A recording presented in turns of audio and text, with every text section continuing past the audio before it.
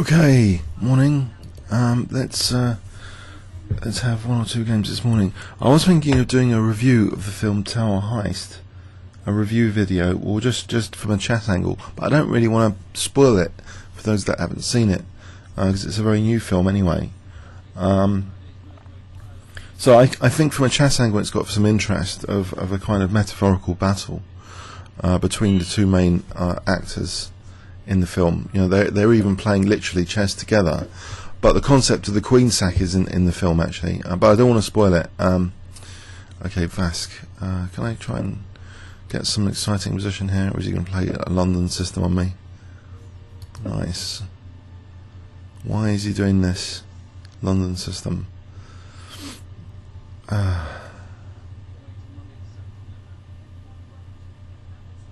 Why is he spending so long here? Is he going to take the pawn, I suppose? Alright, let's have a look at his history. Has he been beating everyone up? Oh dear, have I been disconnected?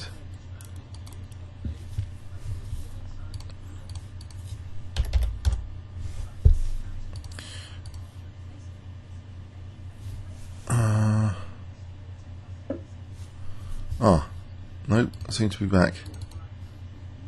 Weird. Actually, I'll just. His bishop was trapped in there, and now I've just released his bishop. That wasn't too clever. I get a foothold and sends about giving him an e5. So this bishop could be a problem. Try and get a g file from it.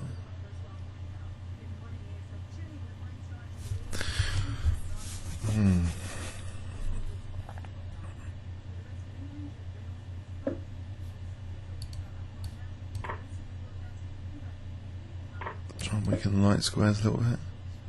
So e4 and c4, can I actually make use of them or not? That's the question. I'll try like knight a5 to c4. He's got e5 though, it's a big square.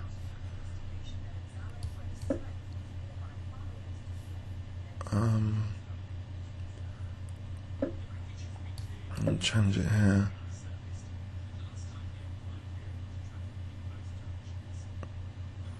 Dry, isn't it, this position? It's difficult to get counterplay, and I don't want to take too much risk trying to generate counterplay. There's a delicate square thing going on, light squares strategy, like campaign. Not really sure how that can progress here. And he's taking a lot of time. I don't know. He's a position that complex here. Okay, so if I take in and play a6, can I do that? What is White's strategy here? Something like f6 I'll probably be punished later on the diagonal, or e6 straight off the bat. So maybe it's okay just to accept the dark square bishop exchange.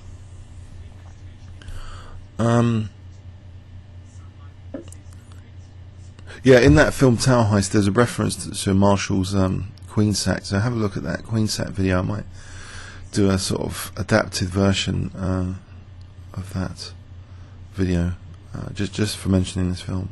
So knight c4 takes, or bishop e5. Maybe bishop e5. I don't know. Very dry position. Can I go for a minority attack anyway? If I get these guys off, can I try for b5, b4 as a plan? In fact, I could target also a4. If I play queen d7, force b3, or even just keep an eye on okay, keep an eye on the light squares for a moment, and e6. So I'll play rook c8. I've got queen b5 access. Aha, he goes for my king. So that's why I could be in trouble here. He goes for my king. So something like queen b5, just to be annoying. My dark squares are going to be in trouble very soon. So can I actually just get the queen over here to try and cover them without being tactically crushed? If I get queen f6 in,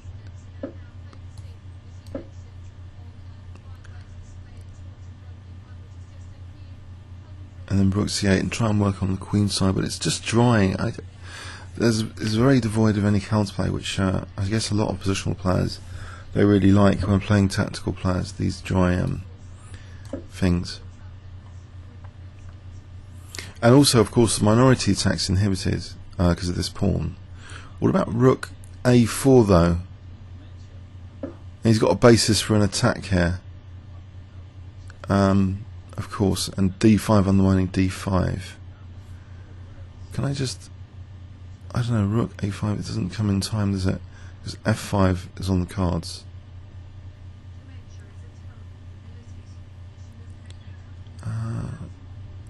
Rook a4. Rook a4 to a2, queen g5 later might be good, even if I do drop. Let's see, even if I do drop d5. Or just taking here. But then h6 is going to be dangerous. Do I actually take with the g pawn or the e pawn? If I take with the g pawn, I avoid actually losing d5 immediately.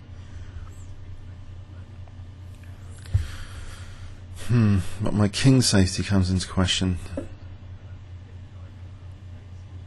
Right, so is he actually making f5 more effective there? Right, if I play rook a2, trying to get some counterplay straight off the bat, I don't really... Oh, is there something like f5 in this diagonal? This loose piece is going to be exploited. At the moment, g takes... immediately, okay. Well, that's fine, that's fine. I can take on b2. I like a rook on the 7th rank. If I can sort of put pressure on c3 next, I'm undermining this pawn chain, literally with my rooks. But my king safety is the big question here. But if I can get to his king, queen g6 will be attacking g2. So if I play this one just for c3 to work on c3. Okay, so it's getting a bit critical. A queen exchange here, would that be terrible? Rook c3 doesn't work. Rook's protecting there. The check, I'm not sure the disruptive check does anything. Queen f5, I don't really want to lose b7 here, actually. So maybe just rook b2 here for a sec. Mind you, d5 again. He's again on c8. Okay, so he's gonna... Do I just take it again and allow c8 to drop? Something like rook f7. Just let it happen again. If I don't, then I'm probably in worse trouble, so... I'm probably getting hacked. So rook f7, he wants to win c8. Or rook takes b7, even worse. So rook b8 here, just protecting both rooks. So I've got an isolate queen's pawn, but I've got an active rook at least. Queen c8 doesn't win a6 at the moment. Again, this pawn's still useful for other things, like stopping queen b6 check.